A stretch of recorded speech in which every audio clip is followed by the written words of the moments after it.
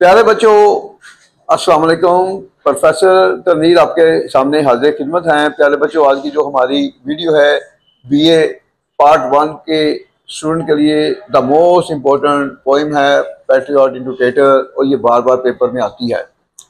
अगर ये reference to context के हवाले से आएगी तो फिर रेफरेंस में these line have been taken from the poem patriot into tetter written by Robert Browning, और उसके बाद एक्सप्लेनेशन विद कंटेक्स्ट करके फिर ये पहला आपने लिख देना है। और कुछ लाइनें जो है ना वो हमारी नोट्स में से देख लें, तो 2-3 लाइनें, तो आपका ये रेफरेंस टू कंटेक्स्ट भी क्लियर होता है। और उसके बाद अगर क्वेश्चन आता है तो क्वेश्चन में आपने कुछ भी नहीं लिखना, आपने यहाँ से शुरू करना है। और यहाँ पर 2-3 लाइनें अगर आप हमारे नोट देखेंगे तो 2-3 लाइनें उसमें और ऐड करनी है, तो आपका क्वेश्चन का आंसर भी आपका मुकम्मल हो जाएगा। तो कोशिश करनी है कि जो पहले जो पैसेज होते हैं उनमें कोई गलती ना हो। First impression is the last impression. अगर आप पहले 2 पैरों में कोई गलती नहीं करेंगे तो एग्जामिनर जो है अगर कोई छोटी मोटी गलती हो भी जाए तो वो इग्नोर कर देता है। तो आगाज करते हैं जी अपने लेक्चर का।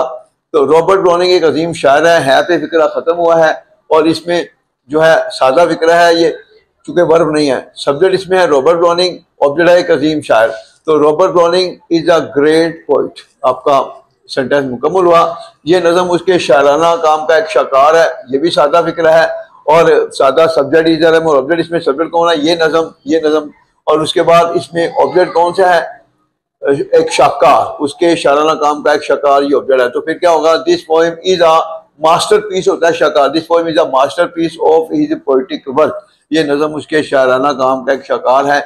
इस नज़म में ये फ्रेज है इन दिस पोएम कॉमा, वो हमें एक ठुकराए हुए सियासी रहनुमा के जज्बात के बारे में बताता है। प्रेजेंट डेफिनेट का फिक्र है, सब्जेक्ट वर्ब की फर्स्ट फॉर्म और ऑब्जेक्ट, इसमें सब्जेक्ट कौन है? वो, और बताना वर्ब है, ऑब्जेक्ट कौन है? हमें। पहले हम इन तीनों नंबर को मुकम्मल करेंगे। In this poem comma he tells us, वो हमें बताता है। अब किसके बारे में बताता है? इसका किसके बारे में बताता है जी? इजाफी चीज में लेफ्ट से राइट की तरफ आना है हमने, जज्बात के बारे में। About the feeling FEELING feeling, about the feeling किसके? एक ठुकरा हुए सियासी रहनुमा के, of a rejected political leader. तो ये भी सेंटेंस मुकम्मल हुआ। नेक्स्ट देखें, जिसका लोगों की तरफ से बड़ी गर्मजोशी से इस्तकबाल किया जाता है। वह टेक्निकल फिक्र है, ये जेल में रखें। चलते हुए फिक्रे में जिसका लफ्ज आ जाए या जो का लफ्ज आ जाए, जिस या जो वाला ऐसा अगर पैसिव वॉइस में हो तो ना जिसकी इंग्लिश करेंगे ना हेल्पिंग वर्ब लगाएंगे, डायरेक्ट वर्ब की थर्ड फॉर्म। अब देखें, जिसका इस्तकबाल किया जाता है।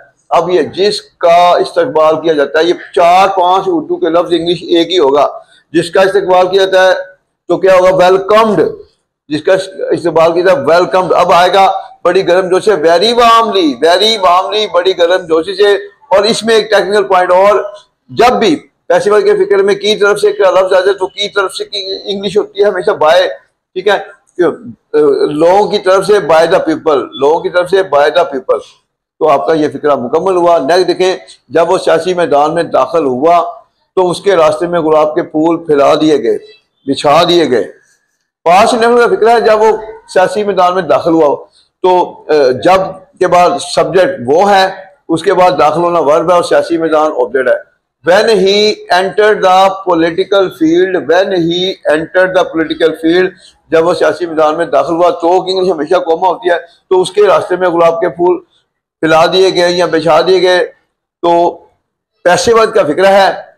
अब पैसिव पास्ट नेम का जो पैसिव होता है, नंबर 1 पर ऑब्जेक्ट वाज वर्ब की थर्ड फॉर्म। हम देखते हैं इसमें ऑब्जेक्ट कौन सा है, तो उसके रास्ते में गुलाब के फूल ऑब्जेक्ट है। द रोजेज वर स्प्रेड, गुलाब के फूल फैला दिए गए। अब इजाफी चीज क्या है? उसके रास्ते में ऑन हिज वे, ये फ्रेज भी है। अच्छा, नेक्स्ट अभी फिक्रा चल रहा है ताकि मट्टी उसके पाँव को ना छू सके।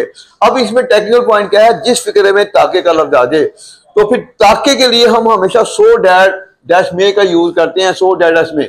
अब इसमें एक और टेक्निकल पॉइंट यह है कि अगर ताके वाला जो फिक्रा है उससे पहले वाला हिस्सा अगर पास में आएगा तो फिर क्या करेंगे?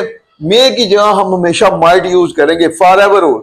अब देखें, अच्छा, जो पहले वाला फिक्रा है जब उसको खत्म करना है तो ये ताके में ना कॉमा आएगा ना फुल स्टॉप आएगा, और ताके का एस छोटा होगा क्योंकि उसके साथ जुड़ा हुआ फिक्रा। ये नहीं करना कि आपने एस बड़ा लगा रहे हैं, उससे पहले कॉमा या फुल स्टॉप लगा रहे हैं, इस चीज का ख्याल रखना है। अब देखें, ताकि मट्टी उसके पाँव को ना छू सके। अब इसमें सब्जेक्ट कौन है? मट्टी है। और अपना सब्जेक्ट इसमें मट्टी है, छूना इसमें वर्ब है और पाँव जो है ऑब्जेक्ट है। अब इसी तरह देखें सो डैड, सो का एस छोटा आएगा, सो डैड डस्ट। अब माइट आएगा, मे नहीं आएगा, क्यों आएगा? माइट पहले हिस्सा माजी में है। So dad dust might note, मनफी में note, might note touch his feet, might note touch his feet, ताकि मट्टी उसके पाँव को छू ना सके। देखें उस वक्त लोग उसके लिए हर काम करने के लिए तैयार थे। पास का सादा फिक्र है। अब इसमें क्या है, पहले सब्जेक्ट इसमें पकड़ना, उसको लोग तैयार थे। सब्जेक्ट वाजवर और ऑब्जेक्ट सादा फिक्र का फार्मूला सब्जेक्ट वाजवर और ऑब्जेक्ट। तो पीपल वर रेडी, लोग तैयार थे। अब जब कोई भी सादा फिक्रा हो, उस सादा फिक्रे में मजीद कोई वर्ब आ जाए तो उस वर्ब से पहले हम टू लगाते हैं। किस लिए तैयार थे? हर काम करने के लिए।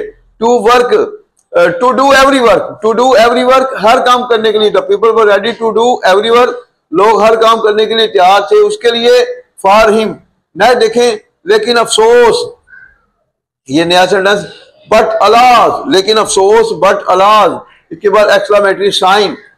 एक साल बाद अ ईयर अगो, एक साल उसने अपनी शान Shaukat, after a year, sorry एक साल बाद, आफ्टर अ ईयर, अगो होता है पहले को, बाद में आफ्टर अ ईयर, एक साल बाद, कोमा लगाकर उसने अपनी शान शौकत अहमियत और शोहरत को खो दिया।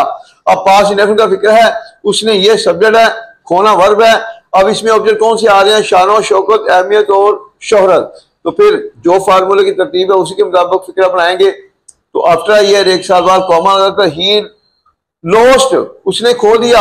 अब पहला ऑब्जेक्ट कौन सा है? शान Shaukat, he lost his dignity, he lost his dignity, उसने अपनी शान शौकत को, कॉमा वर्थ, अहमियत को, एंड फेम और शोहरत को खो दिया। तो बाकी जो पार्ट है वो दो चार जो लाइनें हैं वो हमारे जब आप नोट्स को देखेंगे तो क्लियर हो जाएगी। उम्मीद करते हैं कि आज का जो हमारा जो लेक्चर है इस नज़म के हवाले से, तो ये उसकी हर टेक्निक जो हमने बताई है आपको ज़हन-नशीन हो चुकी होगी। अगर कोई कंफ्यूजन हो तो बार बार हमारी वीडियो देखें, जब बार बार देखेंगे तो वो जो कंफ्यूजन है इंशाल्लाह वो जरूर आपकी कंफ्यूजन क्लियर हो जाएगी। तो ये दी बेस्ट वे है एक अच्छा फन ट्रांसलेशन का सीखने का। जिस बच्चे को उर्दू से इंग्लिश में ट्रांसलेशन करना आ जाती है वो किसी भी तरह के, ना तो ऐसे राइटिंग में वो कंफ्यूज हो सकता है और ना ही किसी टॉपिक पर अगर से मौका दिया जाए कि बोले तो वो बोलने में।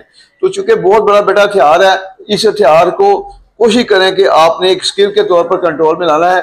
और जो बच्चे इस तरह के हथियार को कंट्रोल में ले आते हैं उनके लिए आगे सीएसएस में भी कोई मुश्किल नहीं है, आप पोजीशन होल्डर सीएस में भी बन सकते हैं। तो बाकी जो हर चीज़ हमारे नोट्स में होती है और जो बच्चे हमारे नोट्स लेते हैं तो हम पेपरों तक उनको पूरी सपोर्ट देते हैं। और मतलब जो नोट्स लेना चाहें हमारे जो दिए हुए नंबर होते हैं उन पर आप रब्ता कर सकते हैं। और आखिरी बात, फिर जो नोट्स लेते हैं उनको हम पेपरों तक पूरी सपोर्ट देते हैं। ये नहीं है कि नोट्स के बाद हम सपोर्ट नहीं देते। तो एक दफ़ा ही आपने नोट्स के पैसे खर्च करने होते हैं, उसके बाद दोबारा जो है ना आपको जरूरत नहीं पड़ती। जब आप अकेडमी में जाएंगे तो उन्होंने जारी पता पीछे भी लेनी है, उसके बाद फिर क्या है उन्होंने लगवाना भी रखा है। तो यहाँ तो हम एक एक चीज सिखा रहे होते हैं और उसके बाद जो कंफ्यूजन होती है हम अपने खास तौर पर नोट्स वाले जो बच्चे होते हैं उनको सैटरडे संडे को काफी हद तक जो उनकी कंफ्यूजन क्लियर करते हैं।